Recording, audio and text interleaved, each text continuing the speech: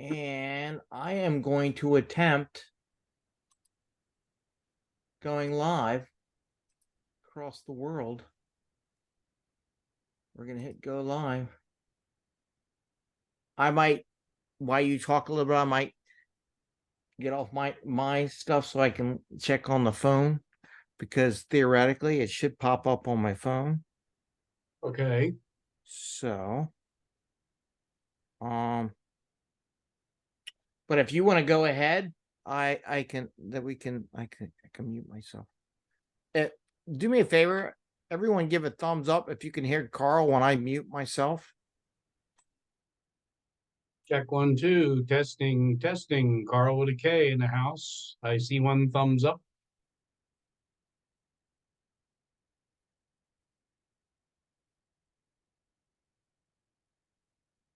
Good to go.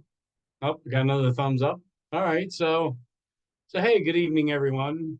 Karl with a K here, as most everybody knows me. I'm here at the request of Greg. Greg and I have gotten connected through a collaborative author book called The Change that we recently got introduced to each other in. And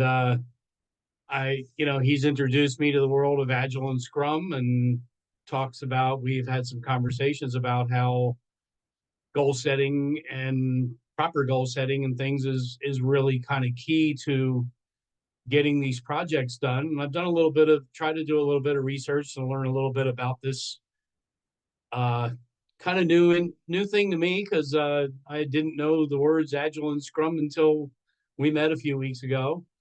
Um, but what I can tell you is the the book that I've just recently produced, which I'm going to be just offering a digital copy to everybody here that's here tonight when we're finished, is called Goal Setting Simplified, the course and workbook.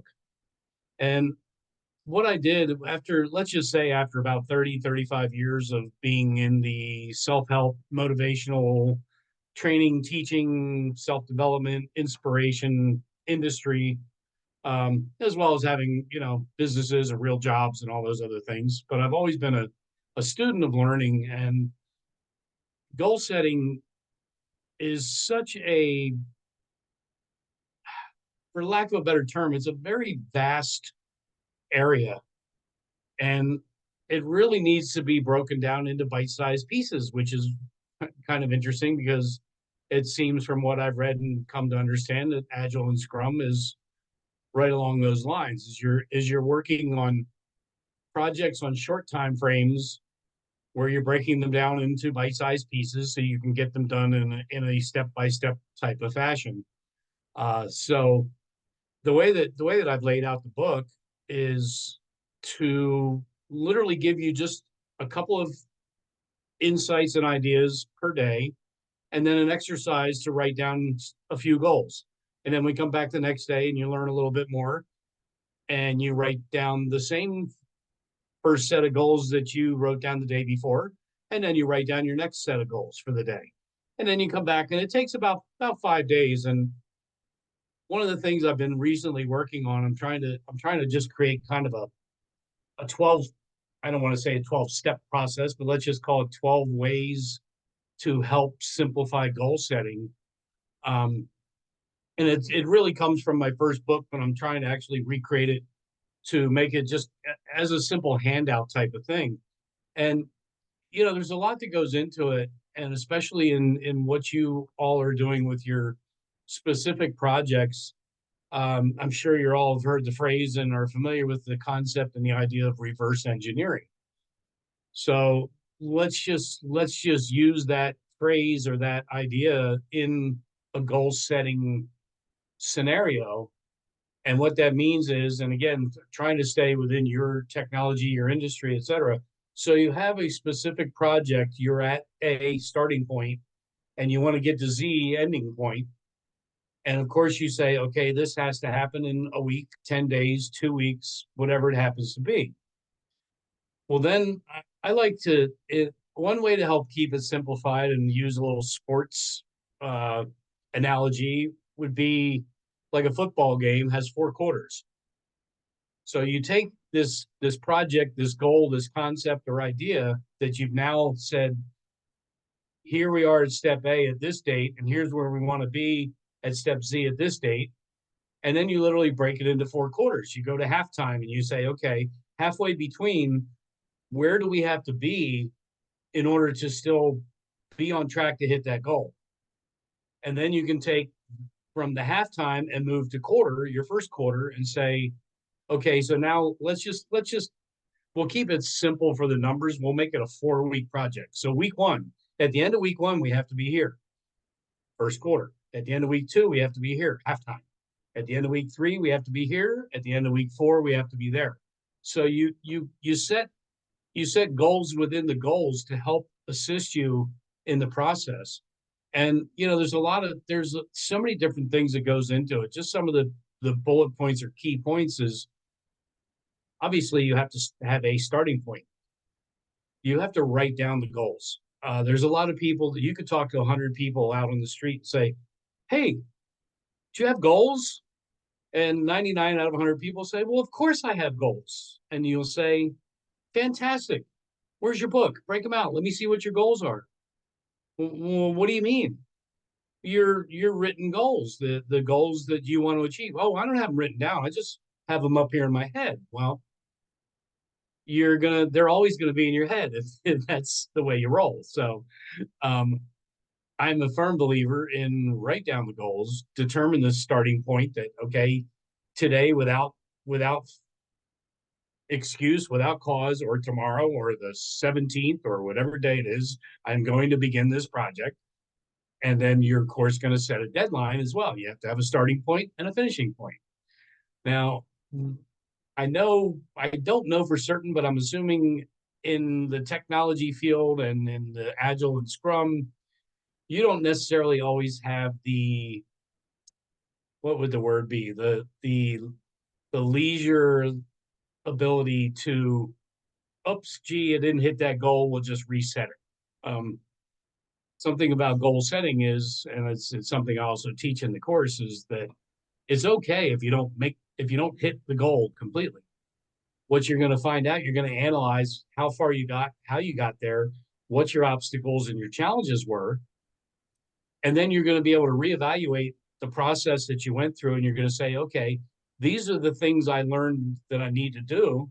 And these are the things I learned that I should not be doing. And so that allows you to kind of analyze where you're at with the project or the goal, the specific goal, in the event that you have not achieved that particular process.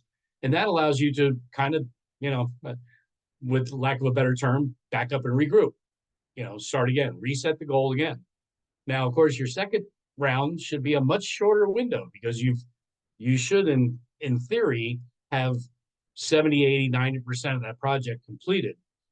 And a lot of times there's outside influences. I mean, the internet could go down. Whatever your project you're working on, something changes. Somebody comes in and interjects a side street, a fork in the road that you have to deal with. So there's a lot in it. And one of the reasons why I, again, keep going back to the idea and the concept of simplified is because you can get lost just in the whole concept of proper goal setting. And you could spend more time.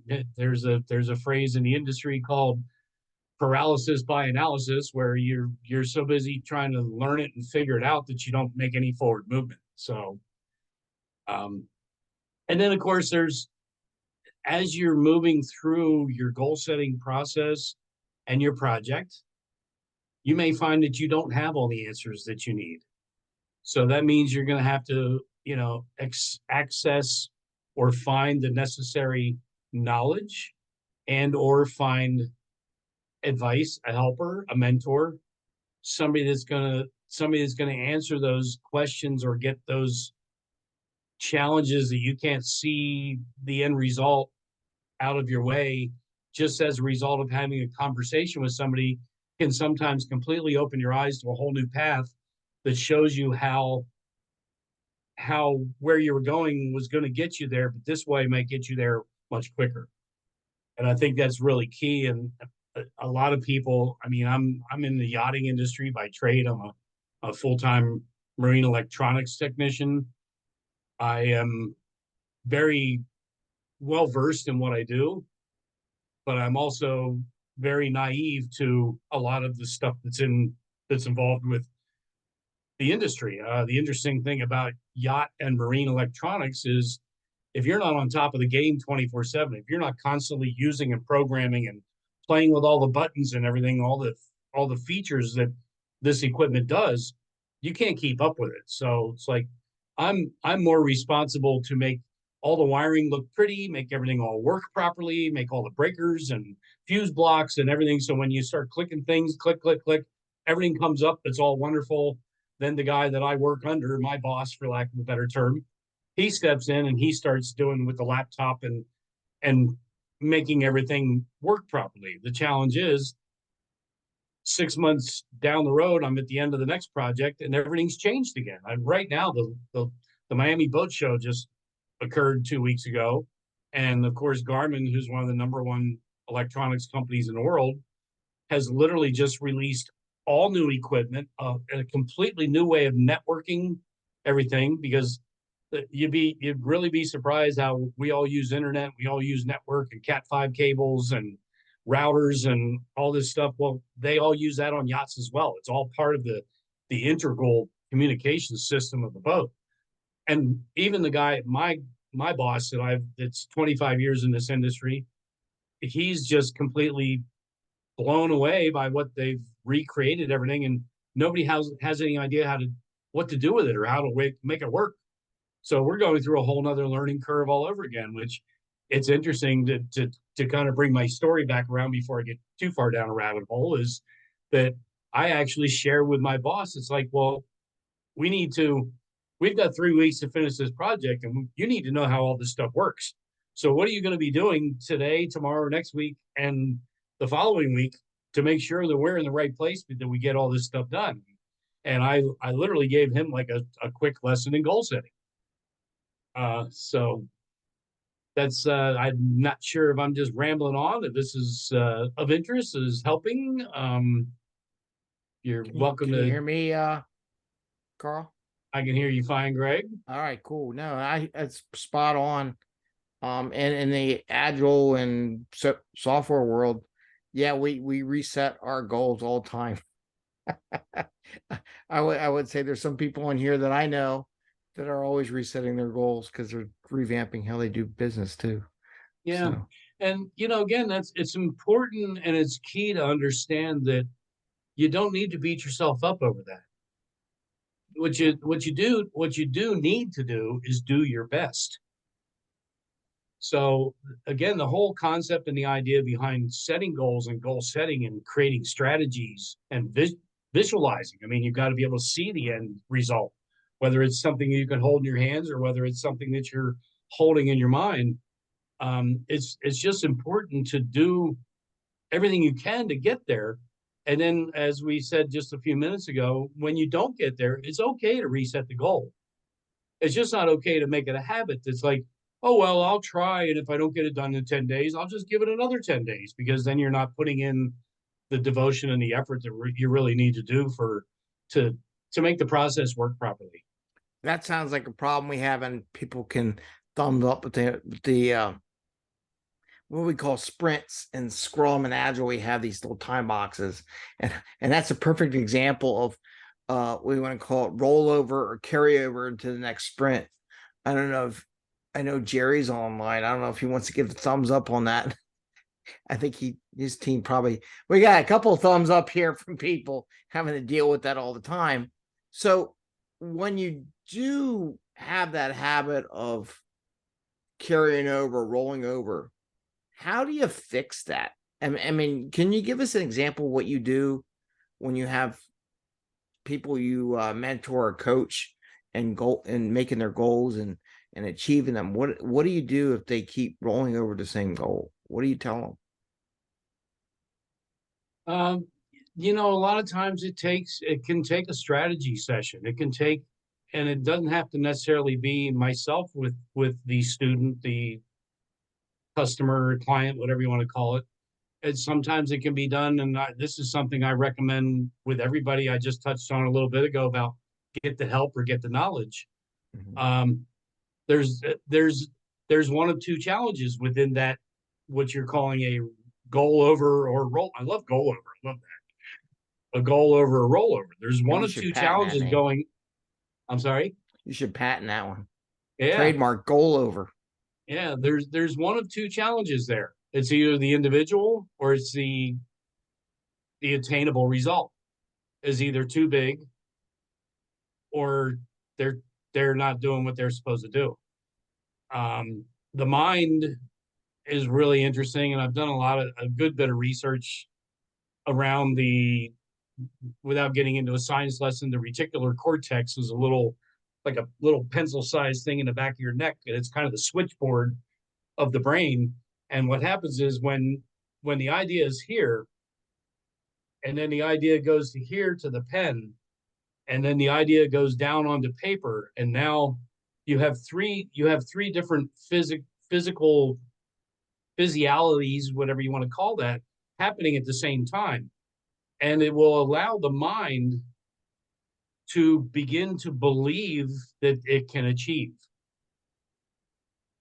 So just the idea of, and the constant, I write down, oh, I'm going to lose 10 pounds in the next 30 days. And I put it on a piece of paper and I throw it over there on my table. And 30 days from now, I'm like, wow, I didn't even lose a pound. Well, why not? Why not? Because I wrote it down and I put it over here and I never looked at it again. So the review, the consistent review, and most times you'll find when somebody is challenged, and if you guys work with teams or you have groups, a group conversation around this could be key or vital to the success of the program or the project, is that if you're not consistently having it in front of you and reviewing it and fine tuning it and figuring out the challenges and the obstacles that you have to overcome, and then creating little mini sets of program projects, goals within the goal to figure out how to solve this particular issue, you're going to be kind of stuck on a hamster wheel. Yeah. And and you'll find that people that, like I said, to me, it's two things. It's either the goal's unattainable or the person's lazy. I don't like to use that, but the person's not doing, they're not giving 100% to the Their project. energy's not into it, maybe, or something like that, right? Their Yeah. their why. One coach I listened to, they talks about your why. Why do you want to achieve that? Maybe their why is not strong enough to overcome their Yes. factors and stuff like that. It's actually on my list of the top 12 is the why. Um, in this kind of, this is different than I want to own a Mercedes Benz, or I want Right. to, I want to buy my dream home. When you're working within projects, it's kind of a different thing. So, do you really have an inside burning desire to make whatever it is that the end result is a result? Or is Yeah. it just the jobs? And that's where this is kind of, that's why I try to do a little preemptive studies and understanding of what this is all about. Because, and again, back to goal setting simplified, setting it, showing up to this event tonight was setting a goal. Mm-hmm. Even if you just opened up your phone and you went into your calendar and said, oh, at 5 o'clock I got this event, and it dinged and it reminded you to come do it, that's still a goal. Yeah. Waking up in the morning to go to work is a goal. Hey, Carl, I don't know if I'm putting you on the spot or not, but do you have a little exercise that we can do related to goal setting? If I have like a stick, we all have stickies. I have a little sticky pad or something like that you do with people when you do your seminars, your coaching events and things like that, or from your goal setting packet that we can kind of do during this session.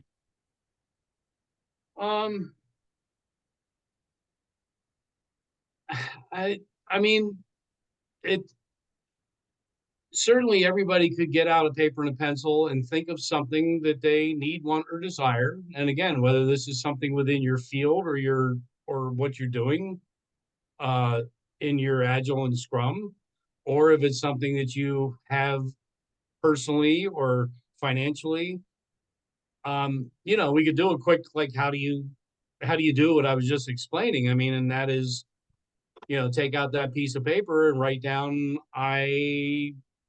want to retire my wife in 2 years, or I want to lose 10 pounds in the next 6 months, or I want to lose my wife in the next 6 months. Oh, did I say that out loud? Thought A you happily already married did. man, and I'm just trying to add a little fun to the event. Yeah. So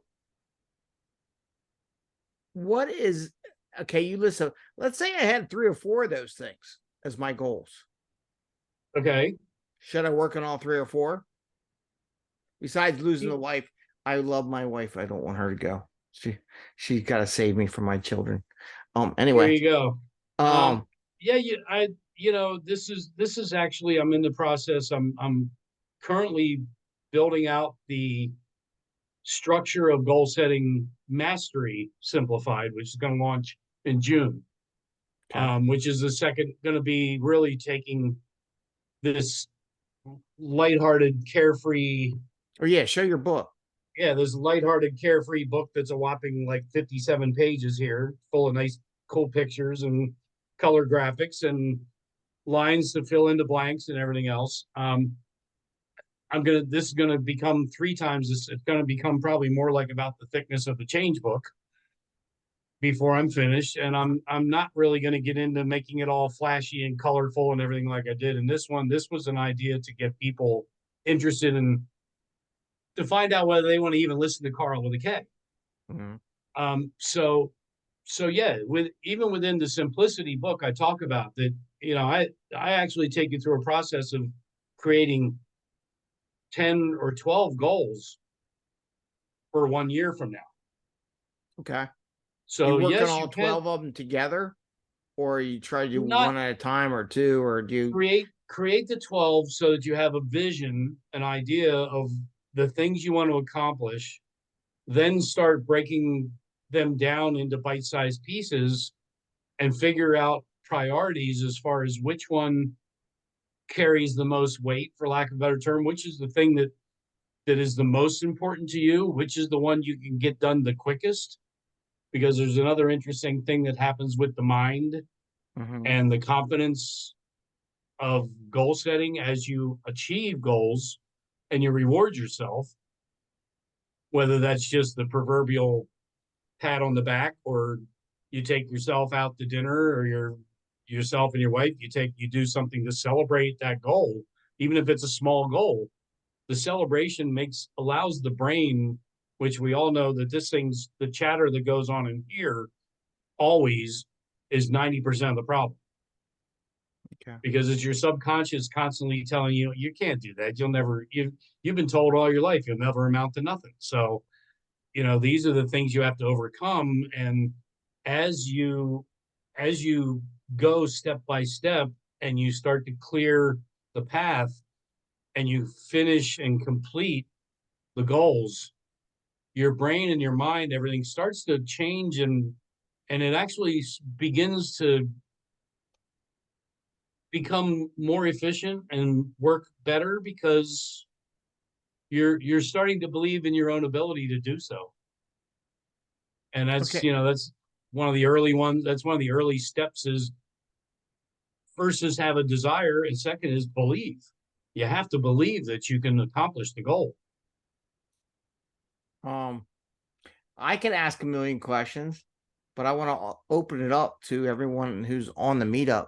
If you have any question about goals, or you'd like some advice, we got Jerry's on there. He's Absolutely, got I'd a love to hear question. that. Go for it, Jerry. Hey, thank you, Carl. Hey, you had started this talk off by saying a goal for the day, which I thought was very interesting because I don't know how many of us go into the day thinking, what are my goals? I believe most people think, what's my to-do list? What are my items I need to work on today? So is that like a mindset change that we should really look at this as being completing goals per day? That would actually help change our mind and get us more focused on that?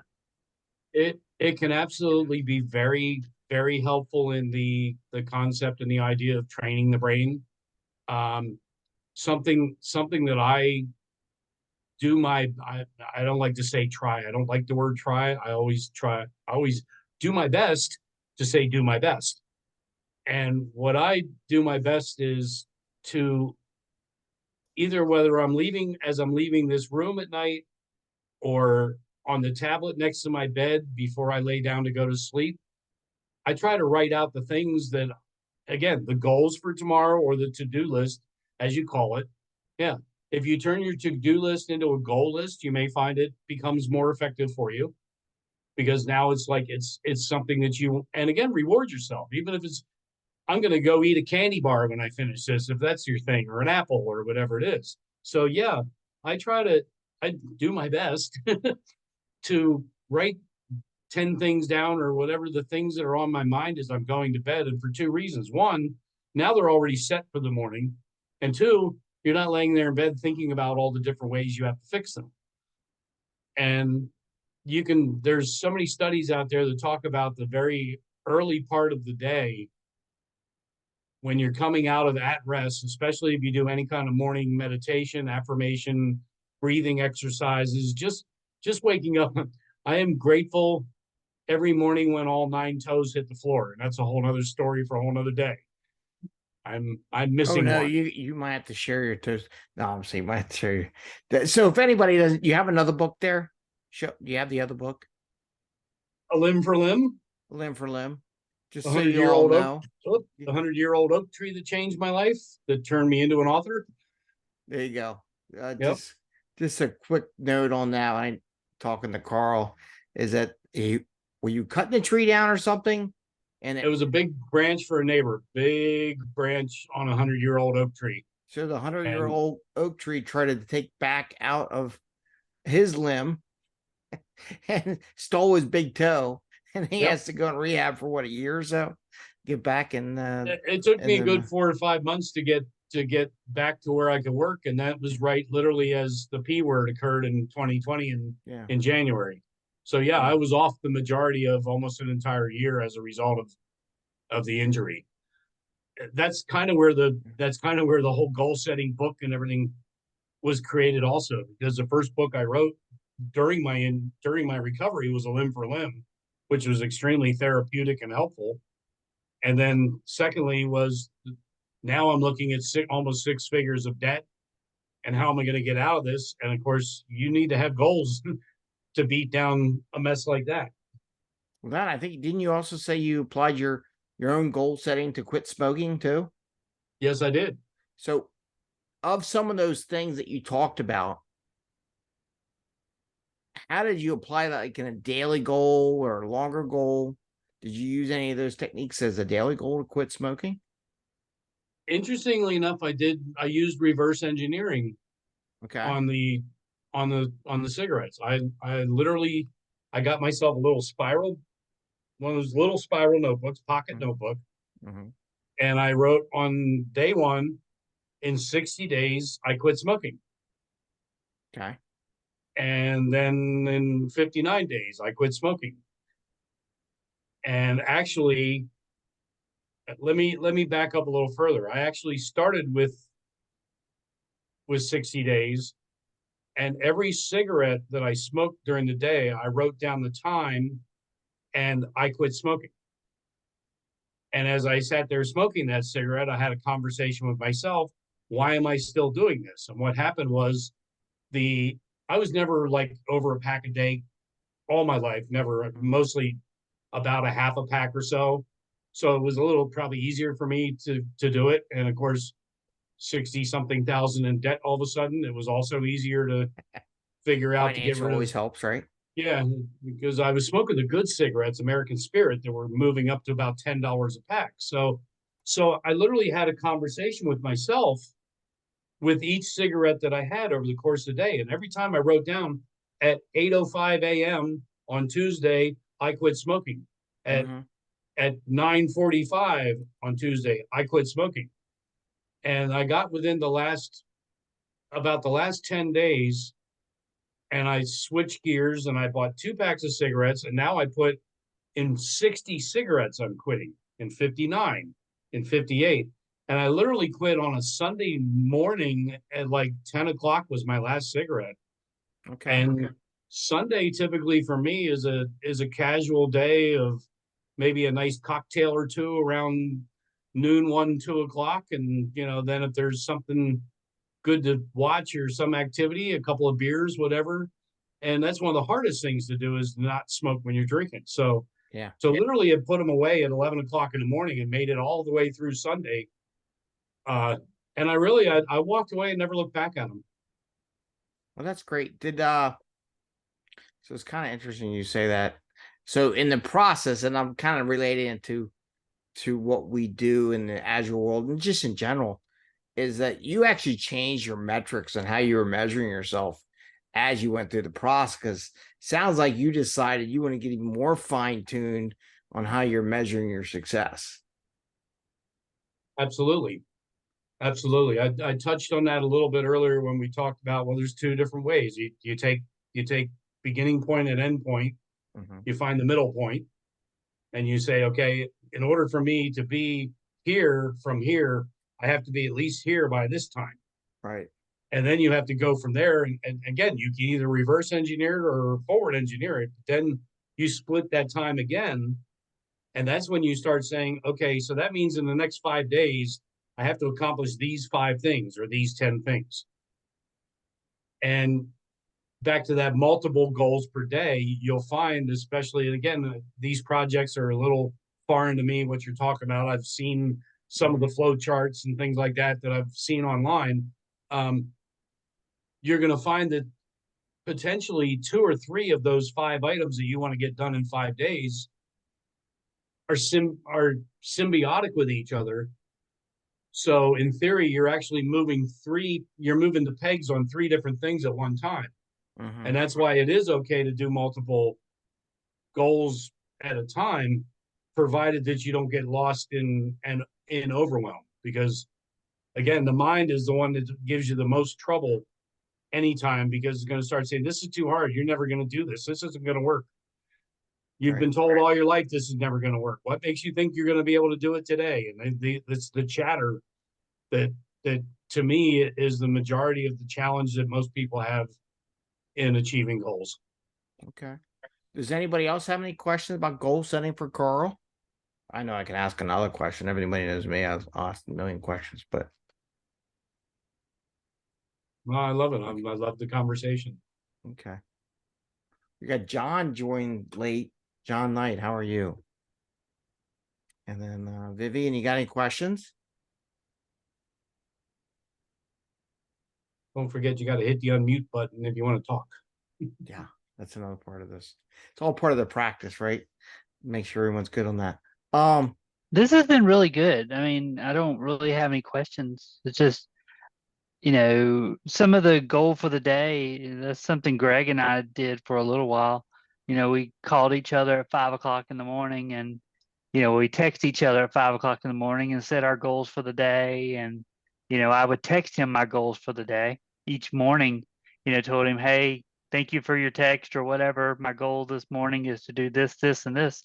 And it was really good. I mean, I think it was because it was like a journal and it was helping as accountability as well. So that's something that I don't touch on too much. That's a great question, or a great commentary, Rob. Appreciate that.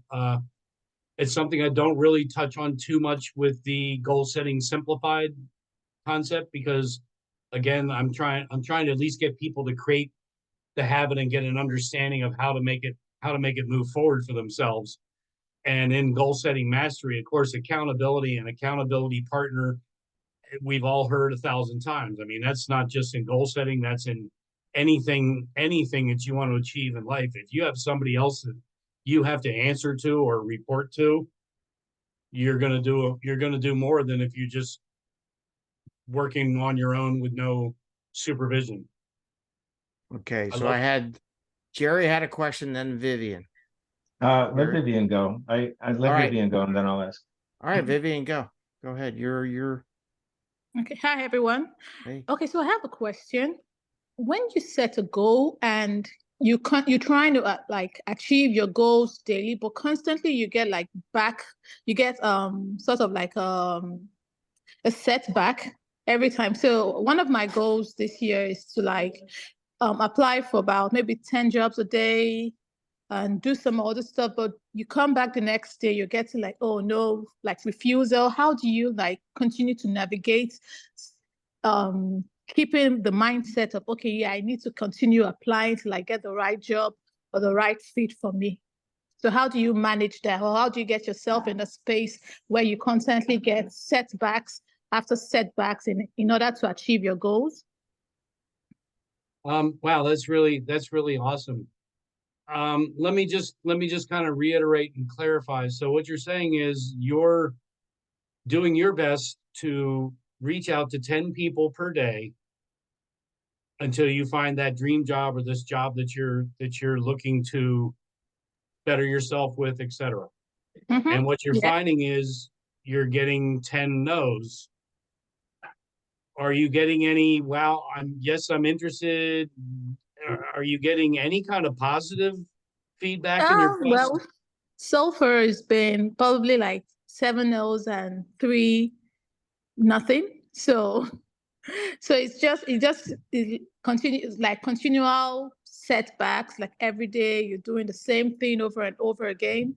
But how to now manage it, to tell yourself, okay, regardless of whatever it is, I have to keep going and not feel down when you continue to get like setbacks in achieving the goals. Yeah, there's something that might help a little bit with this is, and again, it's hard to say not knowing the field or whatever it is that you're pursuing, but you just had mentioned that 7 definite no's and 3 people. I think you kind of said didn't even get a no, you got nothing, no feedback, no reply, no anything. If let's just call it 10 people and one person gives you some kind of positive feedback. Well, now you know as you're approaching number 7, number 8, and number 9, where they're saying no, you can start getting excited because you know there's a yes coming, or at least a maybe or a not now. And just if you are devoting yourself to making 10 contacts per day, then you should be rewarding yourself just for doing that, because that's a feat in itself, especially as you said, when you have to kind of pick yourself up and dust yourself off after each one. I've been through many challenges in my life where I've had to pick myself up and dust myself off. So am I shedding any light? Am I helping at all with this? Is Yeah. there more you Yes, want you to are. ask me to help clarify this a little better? No, yes, you are. You already did. Does anybody else also? I got a point too. Vivian, one of the things, it doesn't hurt to ask if they said no, to go back and ask them, is there anything they were looking for that may have helped or something, or something specific too that you can Okay. adapt? Don't hesitate to go. I mean, they already said no. So if you ask them if they have any feedback, they can give you. Some HR places won't let them per se, but it doesn't hurt to go back and ask, right? Okay. That Yeah, might help that's out a little bit too. Yeah. yeah, that's a brilliant point. And again, that's just there's an interesting one. If they're I like to call it he hawing or we hawing. There's an interesting little question you can say, well, what's left to decide? Because then you're kind of putting them on the spot. Then they're going to have to answer, well, we've got 6 other people we're going to interview in the next 2 days.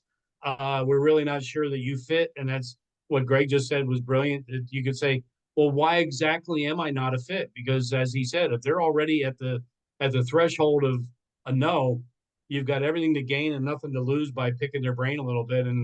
And sometimes you'd be surprised that sometimes you may find that it could actually shift gears and reopen the door, or at least open in another crack where they may say, let me discuss this with my manager or my team, and let me get back to you on this, because they're now at least seeing that you have the initiative and the strength to stand up for yourself and ask the why.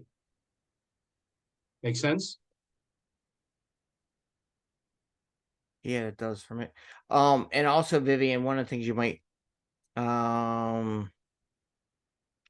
If you want, since you are a member of the Meetup and all, you can always join my our Slack channel at the 5 a.m. Mester Scrum. It's free for anybody who's a member of the Meetup, so you can ask more questions too as you're going through your job search.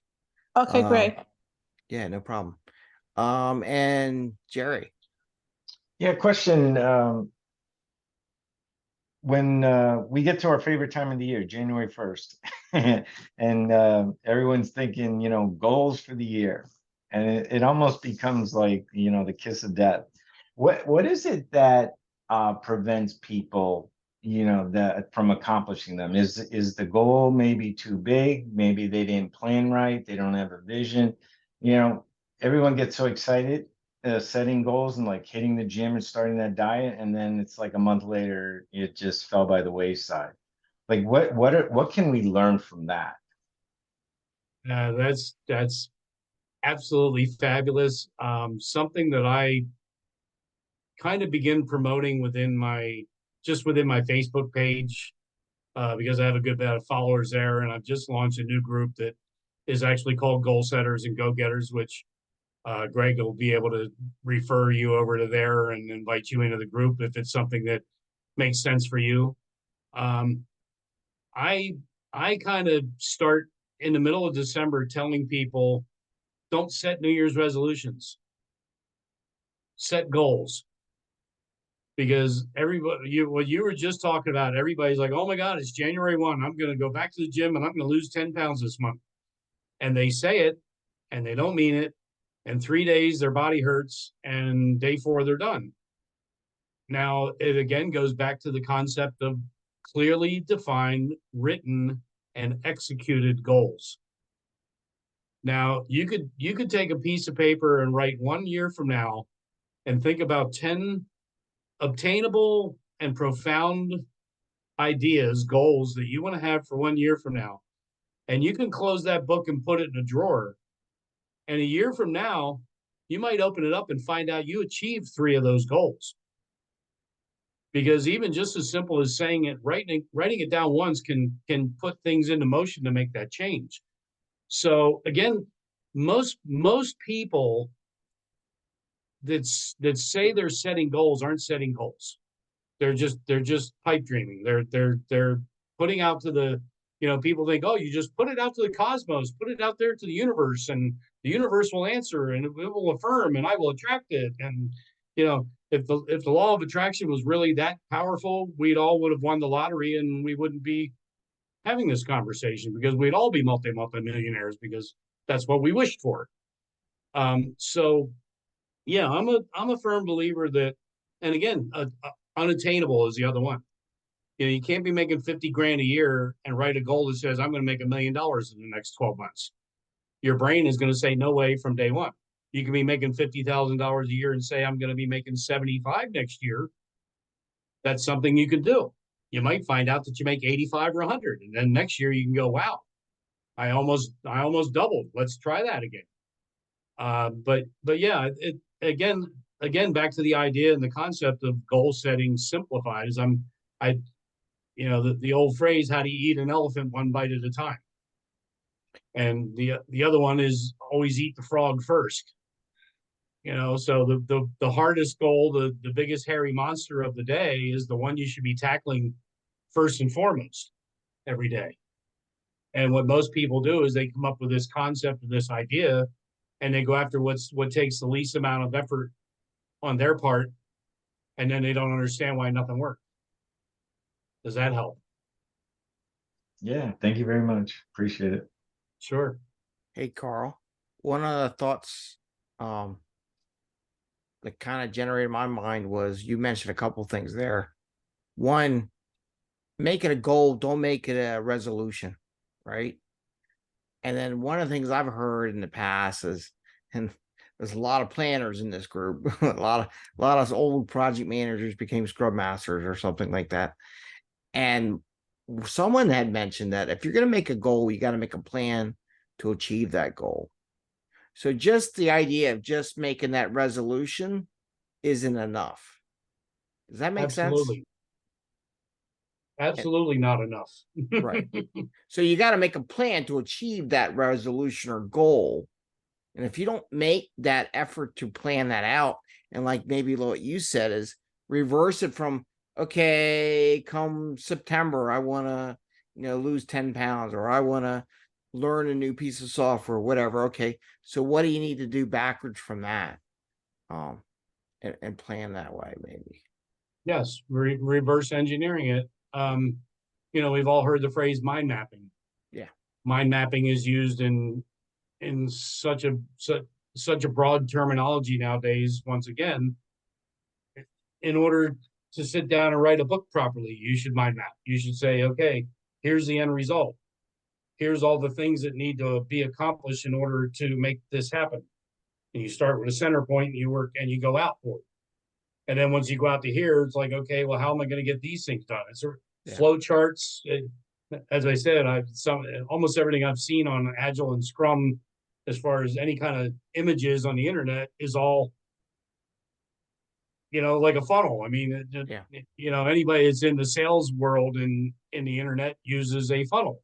Yeah. Where, hey, get my free 12 steps on how to simplify your goal setting. Click here. Oh, thanks so much here's your free thing. By the way, would you like my book? It's only $29.99. Oh, wow, you love my book. How would you like some coaching? It's $4.99. That's a funnel or a flow chart. So yeah, it really has to be mapped out. Or don't expect and broken change, down right? into bite-sized pieces. Yeah. I liked what you said earlier too. When you make your 12, you look at what's the most important, or what we would call most valuable, right? And then maybe something that's a quick return, which we also do that calculations. I will use the word safe. Safe likes to talk about time of money, the time value of money. And do you do things that's going to deliver 2 years from now, or you deliver some stuff now that's going to result in a revenue for the company, right? And when you said you could do multiple things, I think it'd be good to say to your team or whoever, take one of each. If you got a big return that's going to take 6 months to do, fine, but also do something that's going to be a month return or something, or a couple sprints that you can show that you're getting there, and you can get some happiness out of that, maybe. Absolutely. That's again the idea of increasing the confidence and helping to train the brain to understand that, yes, I really can do this. Oh, that's a great point. Training the brain that, yes, you can achieve your goal. So make a couple of small goals that says it's doable. I can do this. Yes. And maybe that's part of why everyone has a resolution issue, because they've made all these resolutions over the years, never achieved any of those resolutions. So their brain is like, well, why you bother doing it? You're just not going to achieve it. Yeah.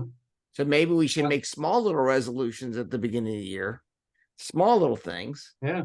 And how does a dog learn to sit? Treats. Yeah, treats. True. That is true. After you finally teach it how to sit, then you teach it to give you your paw. And what's it get for that? It gets treats.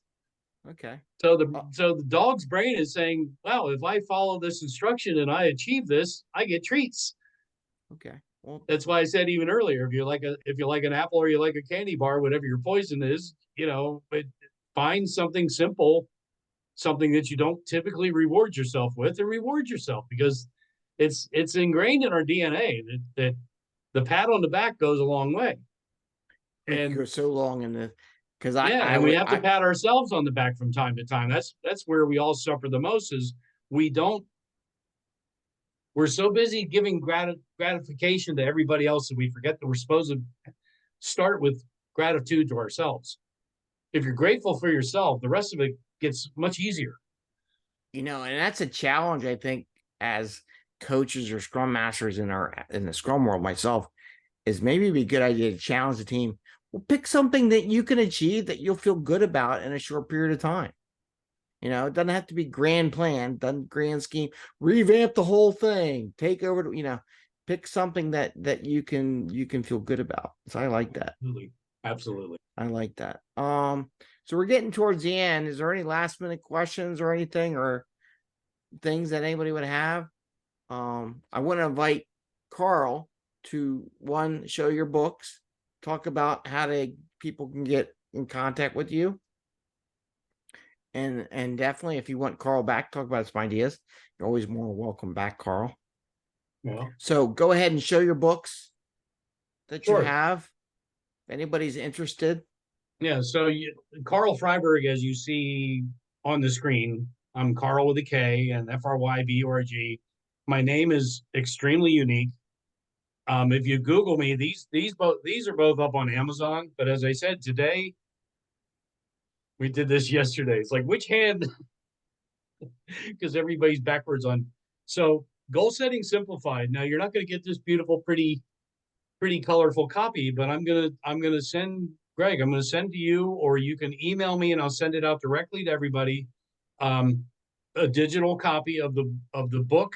And what I've also done was I took the book, and in the back, it's kind of hard because we're on it.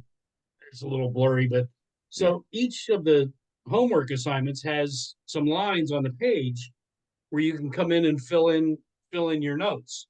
Okay. What I did was I made an 8.5 by 11, just black and white. I took all the pictures and everything out. So I made literally a printable PDF of the workbook itself. Mm-hmm. So you can enjoy the nice colorful book, that's how it's going to come as the PDF, but you don't have to write in it, and you don't have to pay a small fortune to print a bunch of colored photographs on something you're going to scribble goals and such on. So my course is $247, which is it's about $1,000 worth of value. It's kind of what I just told you, except I mail you an autographed copy of the book. You get the automatic download instantly. And then about 10 to 15 days, when you feel that you've completed the course to the point that you have your goals written down and you've done the work, then we get on a one-on-one Zoom for 45 to 90 minutes. Everybody's different. Some people I've been done with in 30 minutes, and I've had to coax them into staying a little longer. And other people, it's like an hour and a half, and we're still going strong. Mm-hmm. And I record that and then send you the digital copy of it as well. So that's like my sell from stage thing that I do. I mean, again, it's, everybody knows the whole story. It's $795 value. That's $447. But if you get it today, it's $247. Well, right now it's always $247. I can't really go less because God forbid 50 people buy it. That means 10 weeks from now, I have to have 50 hours to get on Zoom in a week's time. And I don't have 50 hours. So, I had somebody offer me that they said, if I buy 10, how about if I make it $99 if I can tell you I can get 20 people to join it? It's like, no. Yeah. So they can reach out to me, or we definitely send it. I'll share it to the group, but people can connect with you maybe on LinkedIn, do a connection with you. I'm on LinkedIn. And then send you a message. Hey, Karl, I saw your presentation. I really would like a copy of your PDF for your goal setting book or something like that. And then Facebook is where I spend the most of my time. I'm shifting over to LinkedIn, which you and I are going to have more conversations about, because I know you're becoming a superstar over there in that space. And at karlfryburg@gmail.com. Okay. Or karlfryburg.com. Okay, just send a message. Yeah. I can put it in the chat, or you can just email it out to, with your group. And something that Greg and I are also working together on and talking about is I'm going to begin publishing a monthly newsletter. Okay. And that's something I'm going to be offering up to your family and your group as well. Good. I'll definitely gonna post it up. And I got a comment here on YouTube, just to make sure. I guess I got a clap here. I went back to Dakota Day. So they said hello. They're on YouTube.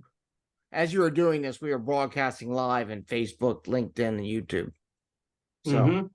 so sometimes I can respond, but they said hello, but thank you. We're down at the end. Carl is putting out. I mean, I can do that. Hold on, Carl. Let me. Yeah, I had get- to send them directly to you because it's not open, so they're both there for you. Yeah, and I'm gonna do this. I'm gonna say, can I send this to you? And thanks a lot. Okay, so I'm gonna put this in the message. I'm gonna message everyone in the meeting, and I'll put that out. So if everyone wants his email and his website, put the message out to everyone on our Zoom call. So you got Yeah. that, but I'll post it too. I'll post it in the notes for the group and everything like that. If they want to get a copy and remind them, and then you could send me, or I could send it to them direct or whatever way, because that way they'll have the contact. They think they all have my connection. Yeah. Everyone knows I watch everything. I've got it as long as everybody's, has, well, you should have access to Gmail or to Google Drive, even if you don't have a Gmail account. But Yeah, I typically put them up as links on there. But I actually have a document that has all of it in one document that has all the that might links be in it. good too to share. Just that one pager. Like Yeah, here's I'll your send one that to you. pager. Give it a shot, and if you want, reach out to Carl, and maybe you can set up a little session and see if you want to go further and get Carl's coaching on laying all that stuff out. So Yep. with that, I want to thank you, Carl, for coming. Everyone, thanks for joining our meetup group. I know it's always tough to be in everyone's meetup group and everything like that. But I want to thank you all. And I guess you all have a great day. And I want to thank Enjoy. you all too. It's been a pleasure speaking with you all. I really enjoyed interacting and looking forward to doing this with you all in the future. Okay, am I in the stream? Thank you. And thanks for the book. You're quite welcome. Thanks, Carl. Appreciate it. My pleasure. Okay. All right, Carl. I'll reach out to you later. I gotta go see my son play his hockey game. That's See right. what's left of it. My boss has been blowing my phone up the whole time, so I got to go too. Hope you didn't sink a yacht, man. All right, take Oh, care. no. All right, bye. Thank you. It was really fun. Appreciate you.